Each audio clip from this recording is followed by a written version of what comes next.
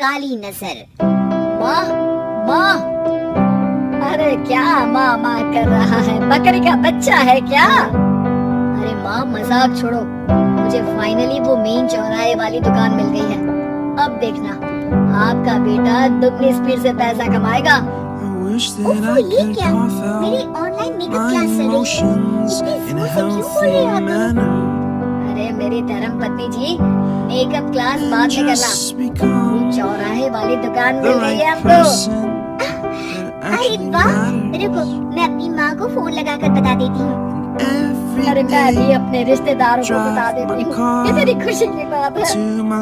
हाँ, मैं भी अपने दोस्तों को बता देता हूँ। एक हफ्ते बाद रजिस्ट्री है। बस घर में खुशी का मौका था। उन तीनों ने अपने अपने फोन उठाए और लोगों में बात फैलाना शुरू कर दिया। और रही सही कसर, श्वेता बहू ने अपने पड़ोस में सबको बताकर कर दी। अरे वर्मा आंटी, अब हम भी जल्दी कार ले लेंगे, घर का रेनोवेशन होगा और ठाट से रहेंगे हम भी। अरे ऐसा क्या हुआ? लॉटरी बाटरी लग गई है क्या? अरे इस बार चौराहे वाली मॉल में हमको भी दुकान मिल गई है, दुकान नंबर 21, जो एकदम चौराहे पर है। अब ग्राहक बढ़ेंगे तो आमदनी भी बढ़ेगी ना। अरे वाह, कितनी खुशी की बात है। मैं बहुत खुश हूँ तुम्हें इतना खुश देख के। बाकी एक बात कहूँ, सबको मत बता दे फिरना। किसी की नजर लग जाएगी तो खुशी की खबर वापस लौट जाएगी। हैं? ऐसे थोड़ी ना होता है। अब डरा रही हूँ। अरे सही कह रही हूँ, काली नजर कहते हैं इस चीज को, जब आप किसी को कुछ बताओ और वो काम बिगड़ जाए। लेकिन मैं तो, तुमने सबको बता दिया ना, फोन लगा लगा के। अब बच के रहना, काली नजर बड़ी खतरनाक होती है। श्वेता इतनी खुश रहती है कि वो वर्मा आंटी की बात पर ध्यान ही नहीं देती, जबकि पड़ोस में और भी लोगों से खुशी की खबर शेयर करती रहती है। अगले दिन राजेश बहुत दुखी होकर घर आता है। अरे बेटा क्या हुआ? मुंह क्यों सूजा हुआ है? मधुमक्खी ने काट लिया क्या?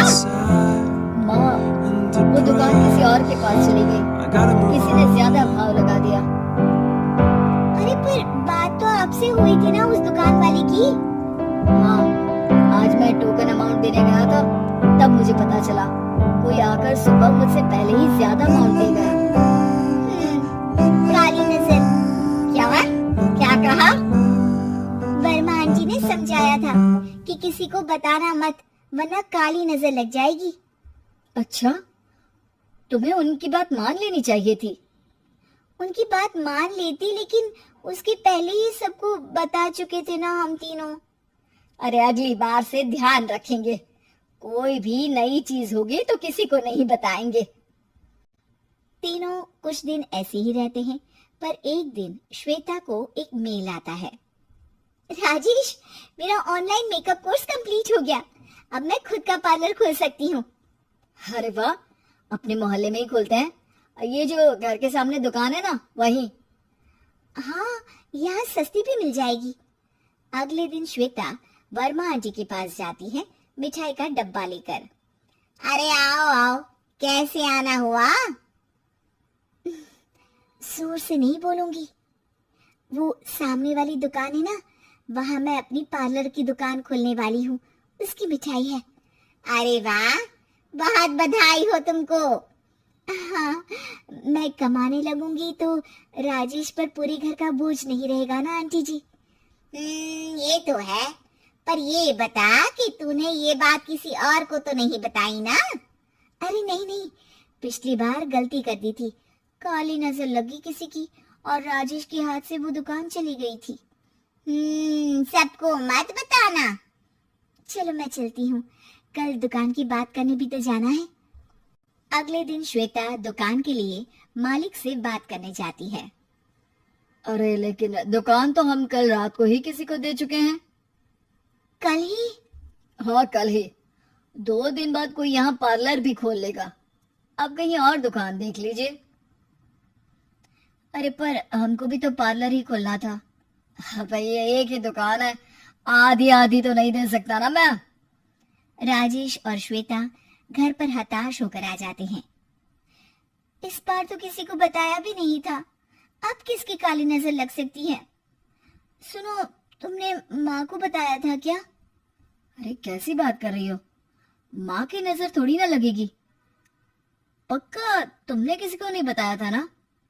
सिर्फ वर्मा आंटी को बताया था, उन्होंने ही मुझे किसी को नहीं बताने को कहा। अरे यार तुम भी सही हो, मेरी माँ को नहीं बताने को कह रही हो, पर वर्मा आंटी को बताना तुम्हें जरूरी लगा। अरे वर्मा आंटी ने ही तो काली नजर के बारे में बताया था ना, वो हमेशा हमारा भला ही तो चाहती है। मेरी माँ भी हमारा भला ही चाहती है।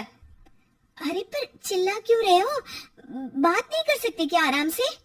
नहीं आता हूँ आराम से बात करना, और करना भी नहीं चाहता हूँ मैं। दुकान जाने का दुख गुस्से में बदल गया था और राजेश और श्वेता में बात बंद हो गई थी। 2 दिन बाद मोहल्ले में पार्लर का इनॉग्रेशन हुआ, जिसमें मोहल्ले के सभी लोगों को बुलाया गया, पर श्वेता, राजेश और माँ नहीं जाते। माँ अंदर आ जाओ, क्या देख रही हो? अरे नया पार्लर देख रही हूँ अपने आंगन से। देखो, माँ को दूसरे का सुख देखने में कितना मजा आ रहा है, मेरा दुख नहीं दिख रहा इन्हें। यहाँ मेरा पार्लर भी तो हो सकता था। अरे चुप रहो यार, हर बात में लड़ाई क्यों ढूंढ रही हो? राजेश और श्वेता फिर बहस करने लगते थे। तभी माँ ने दोनों को बाहर बुलाया। अरे जरा देखो तो, दुकान चलाने वाले का बोर्ड पर नाम क्या लिखा है? श्रुति वर्मा। गाड़ी निकाले बेटा, हमें कहीं जाना है। काली नजर का इलाज कराने। राजेश अपनी बाइक निकालता है। तीनों ट्रिपलिंग कर रहे हैं। माँ राजेश को उस मॉल वाली दुकान पर लेकर जाती है जहाँ राजेश अपनी दुकान खोलने वाला था।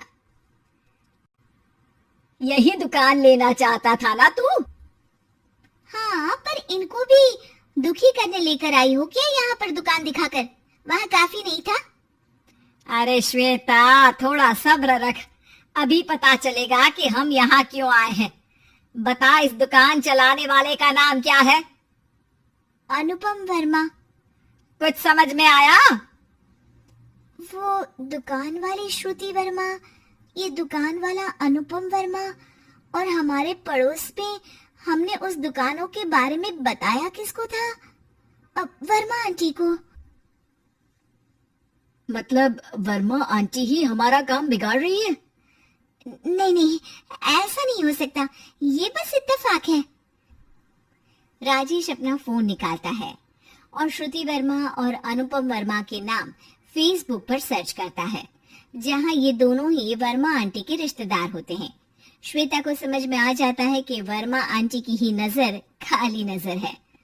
अब क्या करना है? कोई भी खुशी की खबर हो तो काली नजर से बचना है, यानी वर्मा आंटी से बचना है। अरे पर मुझे ये समझ में नहीं आया कि वो हमारे साथ ऐसा क्यों करेंगी। अरे बेटा, एक सीख है, दूर के आदमी को आपकी तरक्की से कम परेशानी होगी, पड़ोसी को ज्यादा। दोनों माँ की बात में हामी भरते हैं और अगला काम चुपचाप करने की कसम खाते हैं, ताकि आगे से वर्मा आंटी कोई काम ना बिगाड़ सके।